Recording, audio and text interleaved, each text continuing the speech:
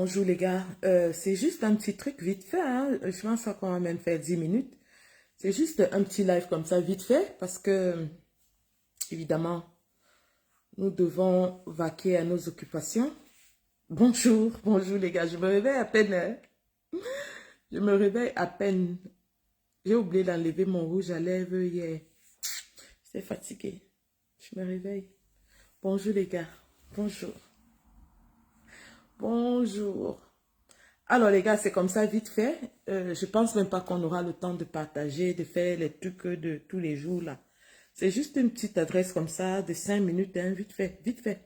Juste pour vous faire remarquer quelque chose. Petit constat, vite fait. Bonjour Bernadette, bonjour, comment tu vas? Bonjour. Bonjour tout le monde. Vous me cueillez comme ça au réveil, hein. Vous me cueillez au réveil. Dioxygène. Willy Ngongo. Bonjour, bonjour Willy, bonjour, bonjour. Willy Ngongo,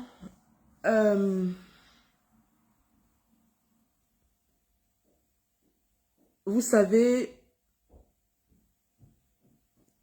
il faut protéger ces sources d'informations. Et c'est d'ailleurs pour ça que ces sources d'informations nous font confiance. Il faut savoir protéger ces sources d'informations. Vous imaginez très bien que si j'étais quelqu'un qui venait ici là, bavarder, vous dire tout et n'importe quoi, prononcer les noms des gens, balancer les noms des gens, il y a des choses qu'on ne nous dirait plus. Il faut savoir protéger ses sources. Du coup, c'est pas tout. On peut donner des informations sans donner des détails. Il y a une façon de traiter l'information. Et à cela, ça fait 7 ans que je suis dans ce combat. Croyez-moi, il y a des informations que les gens préfèrent me donner parce qu'ils savent que je ne suis pas de ceux-là qui vont balancer les noms dans les lives. Je ne vais pas allumer mon téléphone et me dire que Robin Nkili m'avait dit que, oh, tel m'avait dit que, oh, j'avais encore causé avec tel. Ouais. Nous sommes dans une guerre stratégique, les gars. Nous entrons dans une phase très, très stratégique de notre combat. Et on doit faire preuve non seulement d'impact, mais aussi de subtilité. Donc, du coup, oui. Mais de toute façon, je n'ai pas besoin de donner parce que le fait que j'ai même évoqué ça démontre, pour ceux qui savent, ils le savent. Ils savent que c'est le Graal, c'est le Saint Graal. Ils le savent. Oh, Serge Franco, bonjour. Bonjour, mon chéri. Comment tu vas? Tu précises bien qu'un gars bagatté. Les gars bagattés quittaient derrière moi. Non, non, non. Trêve de rigolade. Alors, je me connecte ce matin très vite fait. Là, c'est vraiment mon saut du lit. Hein. C'est mon saut du lit. Je me connecte comme ça vite fait pour vous faire une petite remarque, comme j'ai dit. Une toute petite remarque. Alors, vous avez remarqué que hier, on nous a fait état de dignitaires du régime qui sont partis à Genève.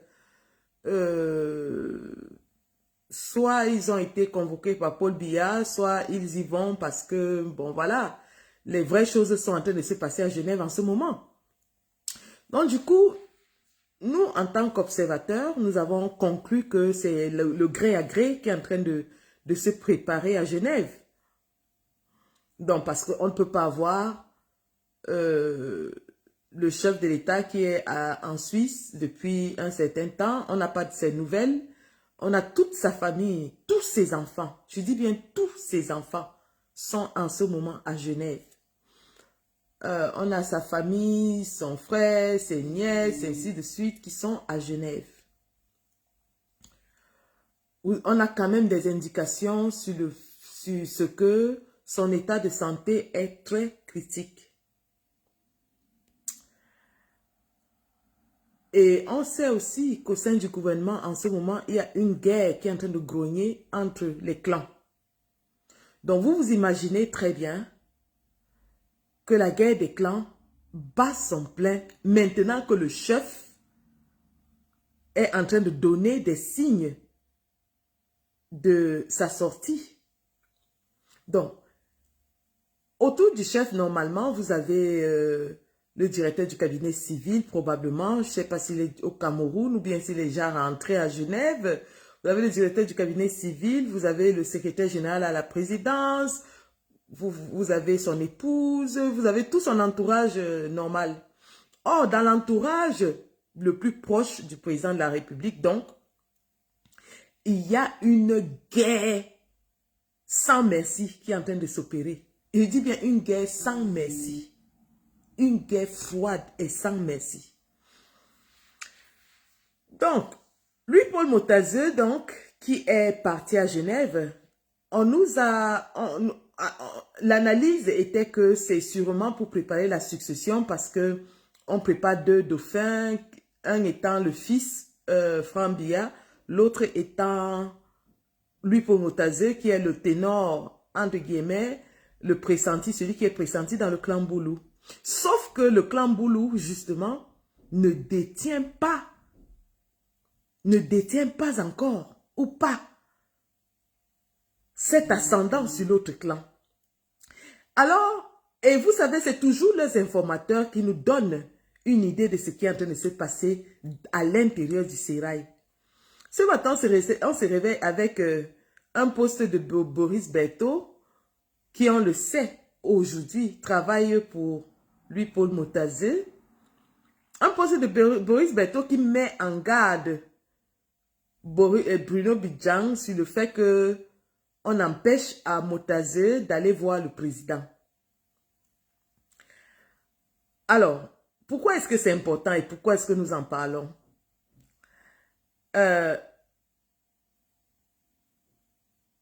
Louis-Paul Motazeux fait effectivement partie du clan Boulou avec les Vondoyolo et tout ça.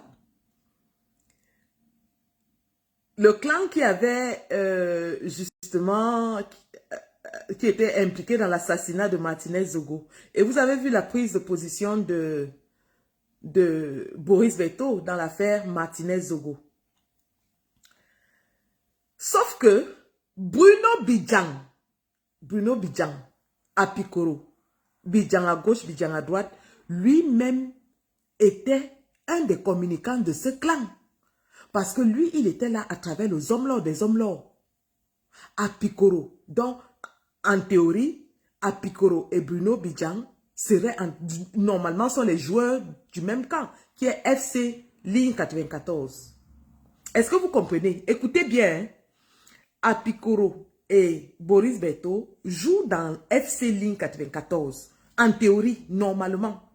Or, on se réveille ce matin avec Boris Berthaud qui donne les veto à Apikoro en lui disant que si vous empêchez à Motazeux de rencontrer le président.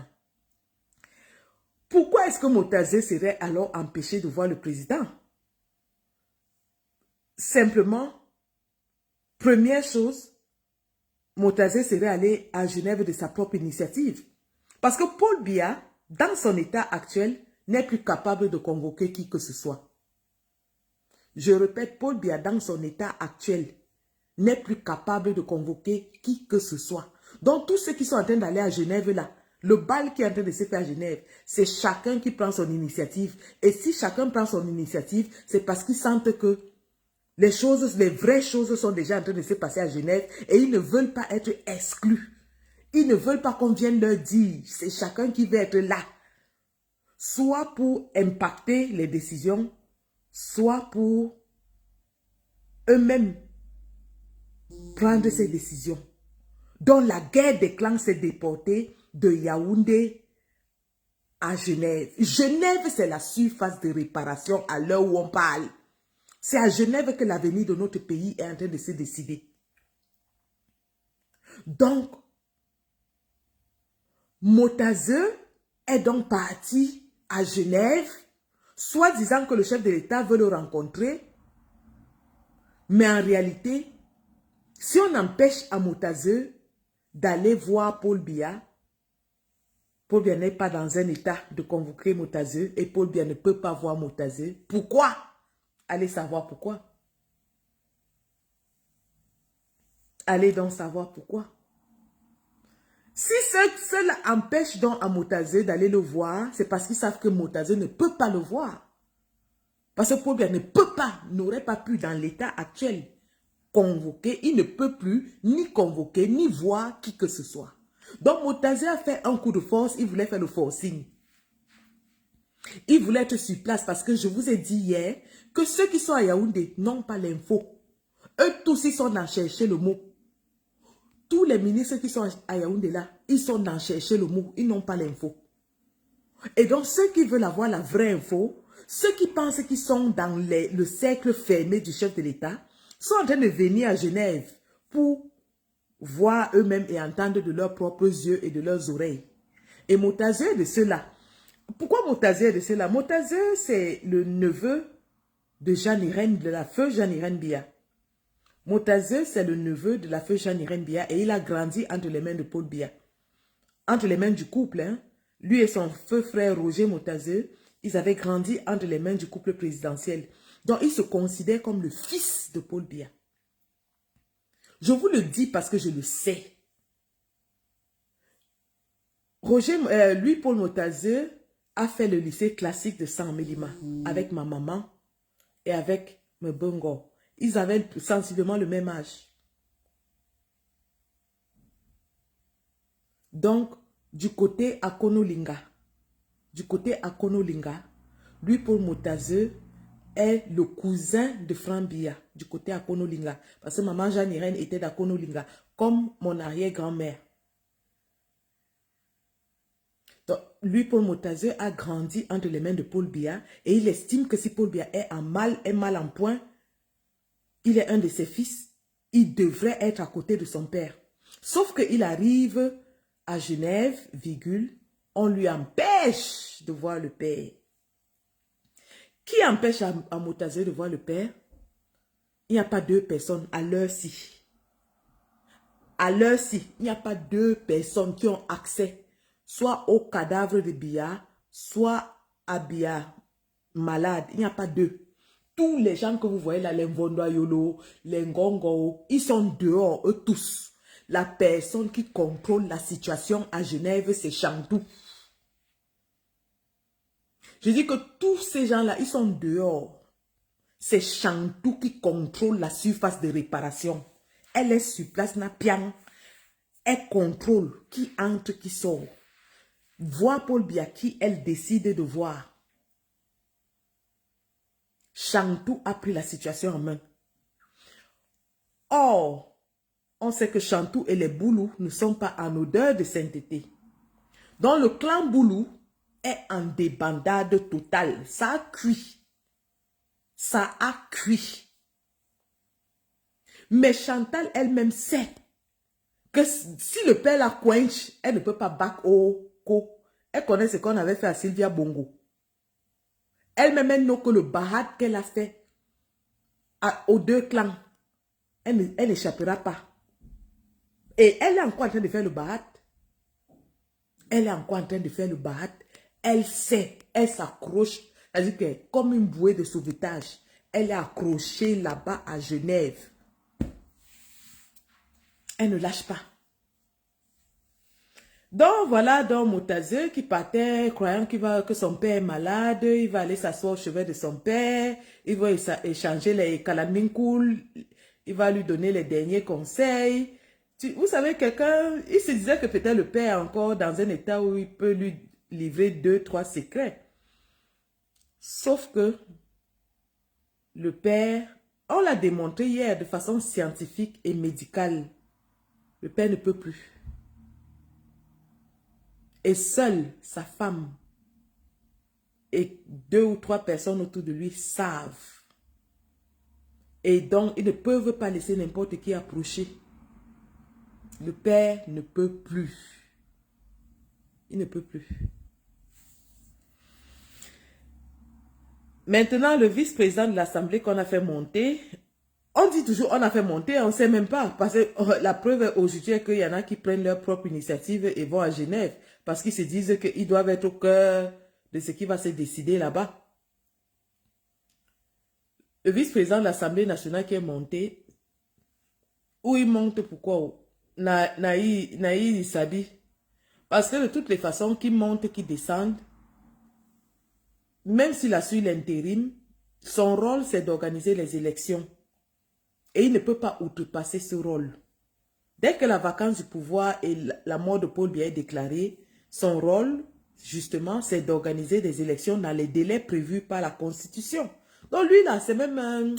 il n'est pas très important dans le schéma. Il n'est pas important. Il n'est pas important. Ce qui nous importe en ce moment, c'est la guerre à couteau tiré, la guerre froide entre les clans qui est en train de se faire à Genève. Et donc, ceci est intéressant parce que, comme je vous disais au début, Apikoro et Boris Berthaud étaient censés jouer dans le même camp. Sauf que maintenant, on voit Boris Berthaud qui met en garde Apikoro. Qu'est-ce que ça vous suggère? Ça vous suggère que Apikoro, tout le monde croyait que quand il allait sortir de prison, il allait rester dans un petit coin tranquille et gérer sa petite vie. Apikoro est entré dedans, tu coupes. Donc, ça suggère donc que la sortie de prison d'Apikoro était conditionnée. Ça suggère donc que quand Apikoro, on le sort de prison, on lui donne une nouvelle mission. Ça suggère donc que Apikoro ne travaillerait plus pour le clan Boulou. Parce que c'est une tapette. Les clans en guerre ont besoin des communicants, ont besoin des gens qui vont faire passer leurs idées dans l'opinion publique. Le clan Boulou avait jusqu'ici Boris Berthaud et Apikoro qui distillaient des trucs pour essayer de, voilà, de faire passer leurs opinions. Il se peut donc que pendant le mercato, le clan adverse a déjà recruté Apikoro. Et cela a un sens parce que Apikoro ne pouvait pas continuer de jouer pour FC Ligne 94 parce que il n'est plus du tout en odeur de sainteté avec les hommes lords des hommes lords. Il n'est plus en odeur de sainteté. Il y a beaucoup de choses qui se passent dans ces cercles de pouvoir. Même s'il reste dans la chaîne de télévision de son patron aujourd'hui est en difficulté, il est en prison. Qui sait les accords qui ont été passés entre tous ces gens-là? Une chose est sûre, c'est que toutes ces tractations, c'est-à-dire que qu'ils montent, ils descendent, tous ces gens-là, clan Nanga, clan Boulou, tous ces gens-là, qui montent, qui descendent, Biya ferme les yeux ou est incapacité, ils vont tous dégager, je dis bien tous, sans exception.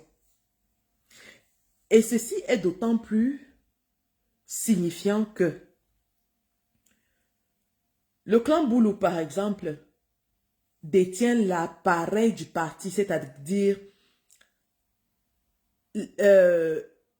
l'arme de guerre d'un politicien, c'est le parti politique. Le clan Boulou détient donc l'arme de guerre, qui est le parti, qui est le RDPC. À travers les femmes Ndongo, à travers les Grégoire Oona, ainsi de suite. Même si Motaze lui-même n'est pas une figure très populaire, hein, ça il faut le dire, il faut le reconnaître. Le clan Boulou comptait beaucoup plus sur Franc Biya. Dans le clan Boulou, qui détient l'appareil de guerre, l'engin de guerre, la machine de guerre, qui est le parti, a un problème qui est que elle n'a pas la même mise. Elle n'a plus la même mise sur l'appareil étatique, l'administration. Écoutez bien hein, les enjeux et la guerre qui est en train de se faire entre eux là-bas. Entre eux. Le clan Boulou maîtrise l'appareil de guerre qui est le RDPC, dans le parti. Et l'appareil de guerre leur permet d'avoir une assise nationale. Écoutez bien. L'appareil de guerre, le parti politique, leur permet d'avoir une assise nationale. Mais le clan Boulou est en train de perdre, ou a même déjà perdu, la main mise sur l'appareil étatique, qui est maintenant contrôlé par qui? Par Ngongo. C'est-à-dire que Ngongo, en théorie, serait l'homme fort du Cameroun. En théorie, Ngongo serait celui-là qui a presque tous les leviers pour prendre le pouvoir. Il a le BIR avec lui. Il a la gendarmerie avec lui. Il a les hautes instructions avec lui. Et ça, nous allons même encore remettre en cause la validité de ces hautes instructions une fois qu'il est établi que Paul Biya est mort. Parce que les hautes instructions, c'est les instructions de quelqu'un qui vit. Quelqu'un qui est mort ne peut plus instruire. Donc, une fois qu'il est établi que Paul Biya est mort, virgule, les hautes instructions ne sont plus valides. Ça, c'est un autre débat. On va l'avoir. Mais j'étais en train de vous donner comme ça les points forts et les points faibles des deux camps. Donc, Ngongo a les hautes instructions. Il a la main mise sur la gendarmerie, sur le BIR, et à un certain niveau quand même de l'appareil administratif. Bien. Sauf que Ngongo, un, est très impopulaire. Très, très impopulaire. Deux, est détesté par la France. La France ne veut pas de lui. Trois, Ngongo, s'il détient le BIR, s'il détient la gendarmerie avec les Galas Sitoga et tout ça, la GP, Ngongo ne maîtrise pas toute l'armée. Parce que pour asseoir, comme il n'a pas accès au parti, l'appareil de guerre, il n'a pas. L'appareil de guerre d'un politicien, c'est le parti politique. Bon, comme lui, il n'a pas la même mise sur le parti politique, virgule, pour qu'il fasse asseoir son pouvoir, il aura besoin d'une assise, de quelque chose qui lui donne une assise nationale. Or, le BIR, sur lequel peut-être il compte, le BIR est un corps d'élite de l'armée. C'est-à-dire le BIR, c'est un peu comme comment on les appelle, les SEALs, les Navy SEALs aux États-Unis par exemple. C'est un peu comme les SEALs. C'est un corps d'élite, ce n'est pas l'armée. Ils sont forts sur le terrain et tout, ils sont bien entraînés, ils sont armés, mais ils n'ont pas les effectifs pour asseoir une influence sur toute l'étendue du territoire. Donc ça veut dire que sur le point de vue de l'armée, de la force militaire, Ngongo ne peut pas, il ne peut pas imposer sur toute l'étendue du territoire. Il lui faudra l'appui de l'armée régulière, de l'armée de terre, de l'armée de l'air. Et c'est là où ça devient donc compliqué, les gars. C'est là où ça devient compliqué. C'est là où ça devient intéressant. C'est là où ça devient intéressant. Donc, l'armée, parlons-en. Les gens parlent, quand j'entends les gens dire que l'armée c'est le BIR, l'armée c'est le BIR. Non, l'armée ce n'est pas le BIR. L'armée ce n'est pas le BIR. Le BIR est un corps d'élite de l'armée. Le BIR est un corps d'élite de l'armée qui va dans des missions spéciales. Le BIR ne peut pas imposer sa volonté sur les 375 km² du territoire national parce qu'il n'a pas les effectifs pour ça. Et pour un coup d'État militaire, par exemple, comme ça s'est fait au Gabon, il faudrait qu'il y ait une union des voix au sein de l'armée. Lorsque le président Brice Clotaire Oligui Nguema est choisi, il est choisi par tous les généraux qui se réunissent et décident de prendre le pouvoir et le désignent comme celui-là qui va donc porter le pouvoir militaire. Au Cameroun, toutes les forces armées ne sont pas unies, ne parlent pas d'une même voix et ne sont pas à la solde d'un seul homme. Écoutez bien, hein? Au Cameroun, toutes les forces armées ne sont pas unies, ne parlent pas d'une même voix et ne sont pas la solde d'un seul homme. Pour qu'un coup d'État se fasse au Cameroun, il faut que toutes les forces armées soient d'accord. Parce que si un corps armé se lève et décide de prendre le pouvoir, disons comme on a dit que le contre-amiral Fouda, lui il est de la GP, il va se lever, il va faire une révolution de palais. Mais un général de l'armée de l'air ou bien de l'armée de terre peut se lever avec son bataillon, ses troupes, et ils sont nombreux. Il peut se lever avec ses troupes et dire que moi je te renverse. On entre dans un cycle de coup d'État sur coup d'État.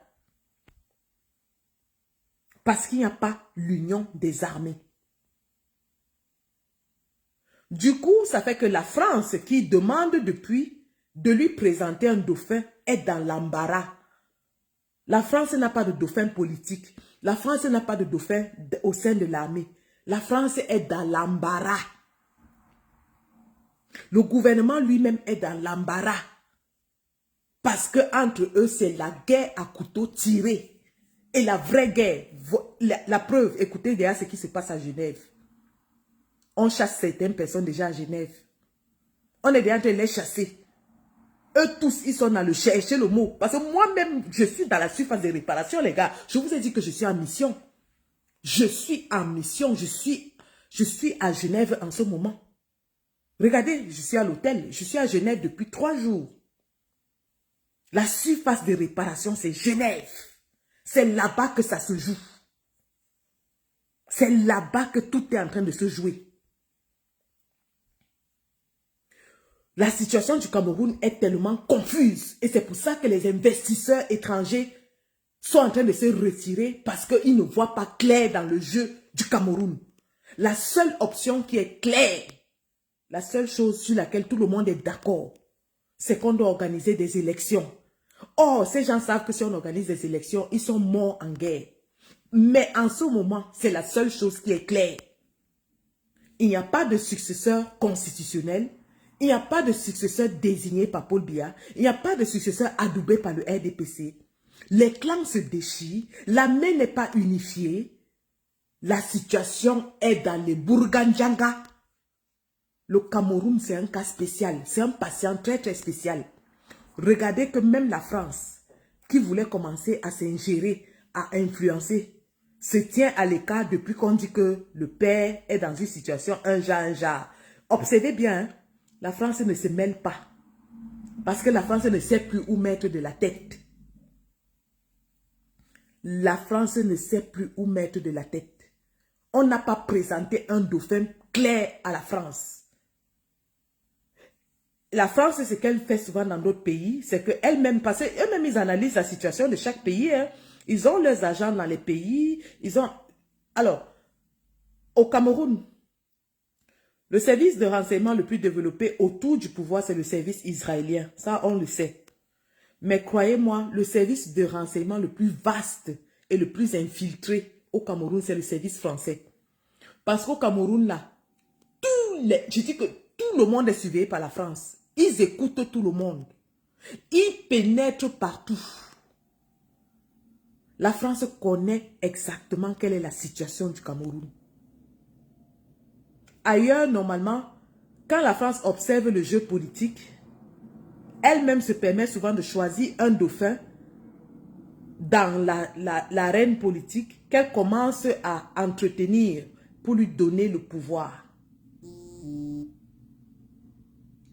Mais au Cameroun, depuis 8 ans, 7 ans, depuis les dernières élections, la France a essayé d'observer. La France prépare la succession à Paul Biya, mais elle n'a personne de clair. Le fils est incompétent. Le fils, normalement, c'est les fils qu'on installe souvent. C'est les fils qu'on choisit comme successeurs. Sauf que le fils de Paul Biya, 1, n'est pas instruit, 2, est incompétent, 3, est impopulaire, et 4, il est malléable. Donc, l'option du fils, la France l'a rapidement écartée. Parce que le fils, même le peuple a montré que si c'est le fils, tout se gâte. Vous avez vu qu'après la visite de Macron à Yaoundé, ils ont dissous le mouvement des franquistes. Écoutez bien, Quand Macron venait à Yaoundé, ils avaient créé un mouvement de franquistes qui voulait faire prospérer pour essayer d'engrainer cette idée dans l'esprit des Camerounais que le fils pourrait prendre le pouvoir.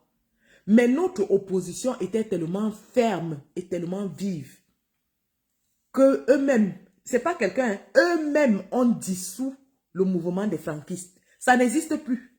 Ils ont dissous. Eux-mêmes ont dissous le mouvement des franquistes. Pour vous dire quoi? La France écarte dans l'option du fils qui est un feignant notoire, un flemmard, un incapable, quelqu'un qui ne peut même pas draguer une femme, quelqu'un qui n'est pas foutu de travailler. La France l'écarte. Il n'a pas la personnalité, il n'a pas le charisme, il n'a rien en ce qui joue en sa faveur. En dehors d'être le fils d'eux, il n'a rien d'autre. On regarde autour du cercle Boulou. Les Boulous eux-mêmes ne sont pas d'accord sur qui. Le clan Boulou a un problème aussi qui est que, en ce moment, un des grands ténors de ce côté-là s'appelle Laurent Esso, qui lui-même est un dinosaure, qui lui-même ne se laisse pas marcher sur les pieds, qui lui-même a des velléités de pouvoir, qui lui-même a ses cercles d'influence, qui lui-même détient un des leviers importants du pouvoir qui est la justice, qui lui-même pourrait se lever et dire qu'il est prétendant. Donc le clan Boulou est handicapé, sérieusement handicapé de ce fait. Ajoutez de cela au fait que ils n'arrivent pas à se mettre d'accord. On parle de Motazeux. Motazeux qui est un peu honni, hein, ça je vous le dis, dans les cercles Boulou, parce que c'est quelqu'un qui est détaché. Motazeux avait pensé que ses études qu'il avait faites et tout ça, il se comporte comme s'il était... Il n'a pas intégré quoi, il n'a pas vraiment intégré ces milieux-là. Il est américain, entre guillemets. Famendongo, qui était un autre des prétendants, vous voyez bien que Famendongo n'a ni la carrure, ni la posture. On le craint peut-être et on le respecte parce qu'il est un des doyens. Mais Famendongo ne peut pas se lever et dire qu'il va prendre le leader du clan Boulou. Ça, c'est voilà les forces en jeu, les gars. Maintenant, le clan Nanga, bien sûr, on a vu la faction Baboke qui s'est levée avec Samuel Eto'o. Sauf que Samuel Eto'o a vite jeté l'éponge. Oui, il a jeté l'éponge parce qu'on l'a écrasé. Il ne veut même plus parler de ses ambitions politiques. Il les a mises en veille. Parce qu'on l'a tué sur le plan politique. Sur le plan politique, il est mort. On l'a tué. Dans le clan Baboke, qui n'est pas en odeur de sainteté avec Ngongo qui a le pouvoir, mais Chantal Biya, elle reste la véritable personne qui est la chef d'orchestre de ce côté-là. Mais Chantal Biya sait que sans Paul Biya, elle n'est rien. Chantal Biya, sait que sans Paul Biya, elle n'est rien. Sans Paul Biya, elle-même ne peut même plus mettre pied au Cameroun parce qu'elle sait le sort qui l'attend. Dès qu'elle rentre au Cameroun sans Paul Biya, elle sait. Raison pour laquelle elle a déjà fait sortir tous ses enfants. Et elle n'a pas l'intention de retourner au Cameroun. Pour quelque raison que ce soit, elle ne rentrera plus. Elle ne rentrera plus. Parce qu'elle sait dans quel état son mari est là maintenant, à l'heure où je vous parle. Donc les gars, c'est ce qui est en train de se jouer là maintenant. Je suis obligée d'être très prudente parce que je suis un peu vulnérable dans ma situation actuellement. Je sais que ces gens n'hésiteraient pas à me faire du mal s'ils en avaient la possibilité. Je ne peux pas donner exactement le lieu où je me trouve, mais qu'ils sachent que nous rôdons autour. Nous rôdons, je ne vais pas trop révéler, nous rôdons autour. Nous sommes sur place. Et dès qu'ils vont faire l'erreur, nous, on va récupérer. Nous tous, la surface de réparation, c'est à Genève. C'est maintenant que ça se passe. C'est maintenant. Donc les gars, on reste en éveil. Vacances du pouvoir. Où est Paul Biya? On ne lâche rien. Si on ne mouille pas notre maillot maintenant, c'est que les 7 ans de combat là n'ont servi à rien. Voici l'heure de mouiller le maillot, les gars. Voici, l'heure de mouiller le maillot est arrivée. Celui qui ne mouille pas le maillot maintenant n'a jamais combattu. Parce que ce n'est pas quand Pobia est entre la vie et la mort, entre guillemets, ou mort, qu'on va jeter l'éponge, qu'on va se fatiguer. Nous sommes au front. Ce qui va m'arriver, j'aurai fait ma part. Mais le combat continue. Et chacun doit combattre à sa façon, jusqu'à la chute. Et les gars, notre victoire n'est plus loin. La seule option qui reste au Cameroun maintenant, c'est organiser des élections et permettre au peuple de choisir son leader. C'est la seule option qui va mettre tout le monde d'accord. La seule option qui va mettre tout le monde d'accord, ce sont des élections et le peuple choisit son leader. Parce que la guerre est tellement forte entre eux que même les étrangers, même les puissances étrangères n'arrivent pas à trouver un successeur à Biya. Voilà la situation dans laquelle nous sommes. Le match est en train de se jouer à Genève. Votre humble servante, Adé, même si je suis Mandjanga, petit Mandjanga poilu, qu'on peut écraser, même avec un pied, on m'écrase, j'accepte. Mais moi-même, je vais mettre ma bouche dedans. Nous tous, on est là-dedans. Man commet erreur, celui qui fait l'erreur à Genève, là, ça se joue au sol. Nous tous, on est dedans. Eux, ils jouent leur match là-bas en haut, nous, on joue pour nous en bas. Chacun joue à son niveau. Oui, oui. Je ne pouvais pas, ça me grattait, le corps me grattait, je ne pouvais pas rester chez moi. Que j'entends seulement qu'on dit que, oh, on vient, on me dit que non, tel dit que non. Il fallait que je sois là, que je voie comme ça, là, que moi-même je vois de mes propres yeux. Et j'ai niais. Eux-mêmes, ils savent que j'ai niais. Parce que j'ai révélé l'endroit et personne n'avait encore ne connaissait l'endroit. J'ai niais, j'ai niais. Et je vous dis que ça ne sent pas bon. Ça ne sent pas bon. Restons concentrés, les gars. Restons focus. Restons focus. Restons focus. La fin est proche. Restons focus. Notre combat, organisation des élections, c'est tout. Le reste là, c'est du pipi de chat. Ils ne peuvent pas. Ils ne peuvent pas. Et quand je vous parlais de l'armée qui est divisée, une partie de l'armée Ngongo, je dis même l'armée Ngongo maîtrise le BIR, la gendarmerie, peut-être la GP. Le clan Boulou maîtrise peut-être une partie de l'armée. Mais il y a aussi une grosse partie de l'armée qui est silencieuse. Il y a une grosse partie de l'armée qui est silencieuse. Et celle-là, on doit se méfier de celle-là. Il y a une grosse partie de l'armée qui est silencieuse. Et cette partie de l'armée silencieuse est prête à se tenir du côté du peuple. Écoutez bien, hein? Il y a une grosse partie de l'armée qui est silencieuse, qui n'est dans un clan ou dans l'autre. Écoutez très bien ce que je dis. Il y a une grosse partie de l'armée qui est silencieuse, qui n'appartient à aucun clan. Et cette partie de l'armée est prête à se ranger du côté du peuple. Donc, si le peuple se lève et décide de prendre sa souveraineté, cette partie de l'armée-là va se ranger, va protéger le peuple. N'oubliez jamais ça. Il y a une grosse partie de l'armée souveraine qui n'est pas dans la guerre des clans. Et cette partie de l'armée est prête à se ranger du côté du peuple. L'équation du Cameroun est très compliquée. Très, très compliquée.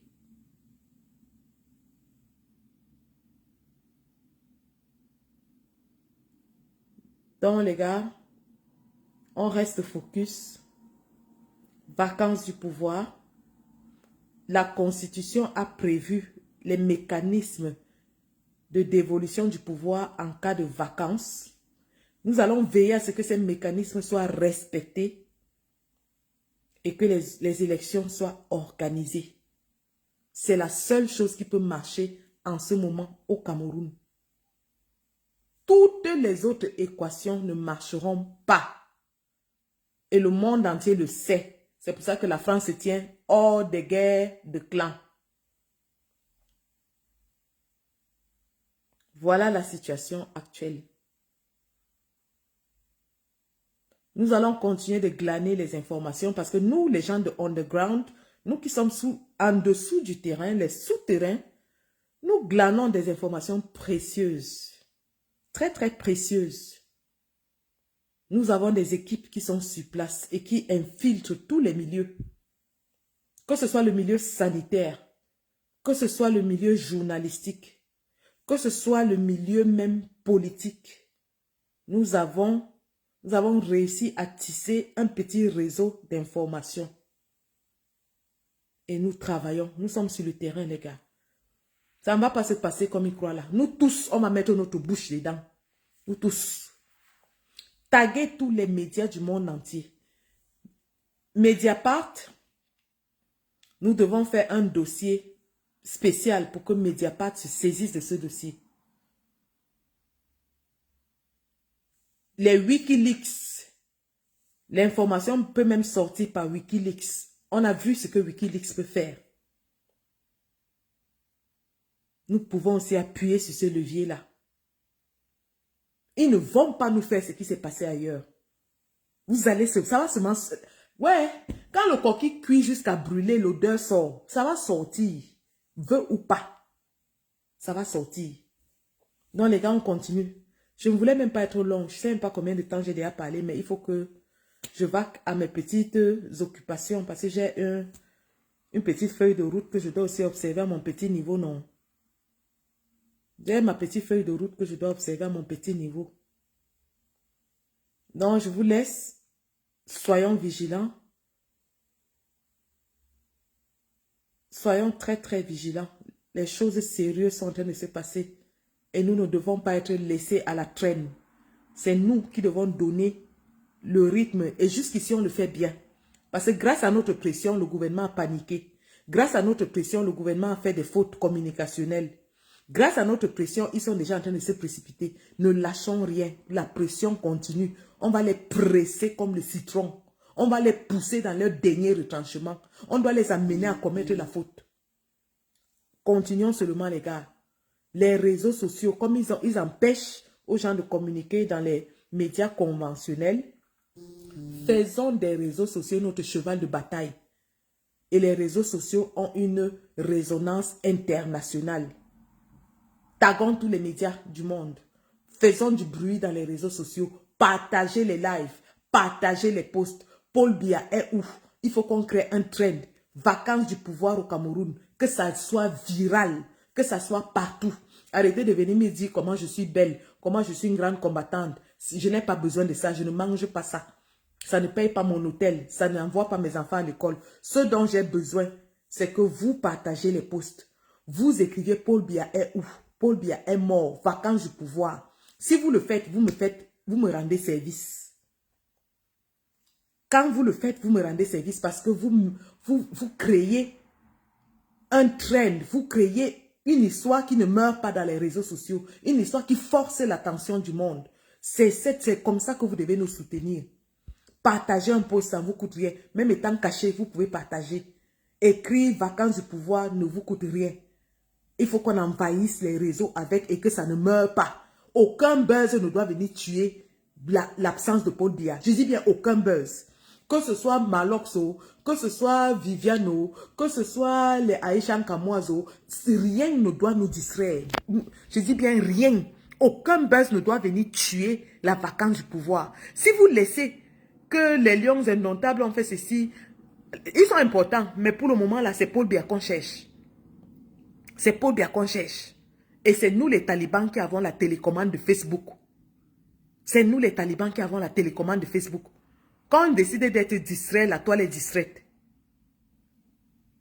Maintenant qu'on est focus, les gars, on ne vous demande rien d'autre. Hein. Même si on dit que Prince Aimé est parti aux États-Unis chanter avec Michael Jackson, on s'en fout. Paul Biya est où?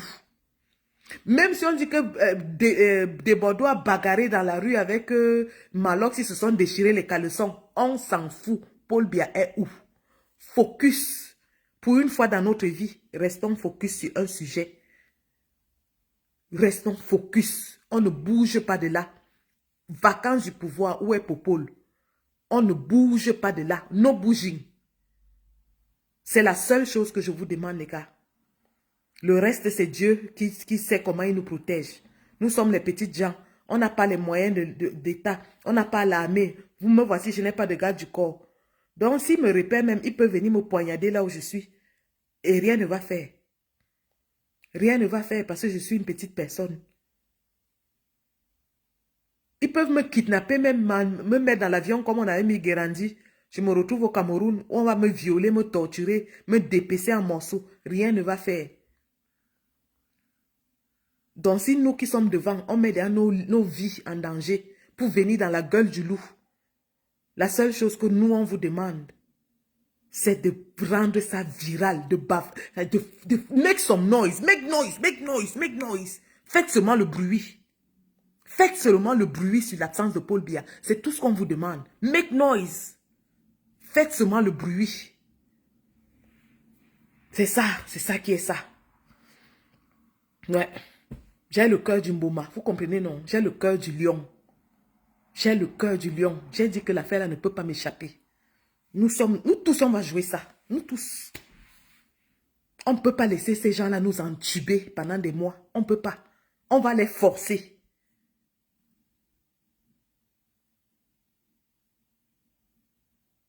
Donc, merci les gars, il faut que je parte. Je pense que j'ai déjà trop parlé, j'ai perdu beaucoup de temps déjà. Mais c'était important que je souligne cet aspect et c'était important que je mette certains éléments en place pour que vous-même vous regardiez déjà comment les choses se dessinent au Cameroun. Que vous ayez une appréciation de la situation politico-sécuritaire en ce moment au Cameroun. Soyons très très vigilants.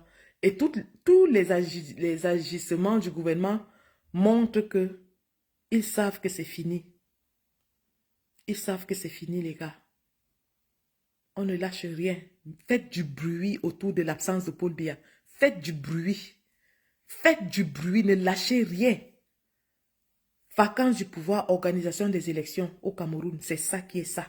Allez les gars, je vous aime. Il faut que j'aille prendre ma douche et que je parte. Merci.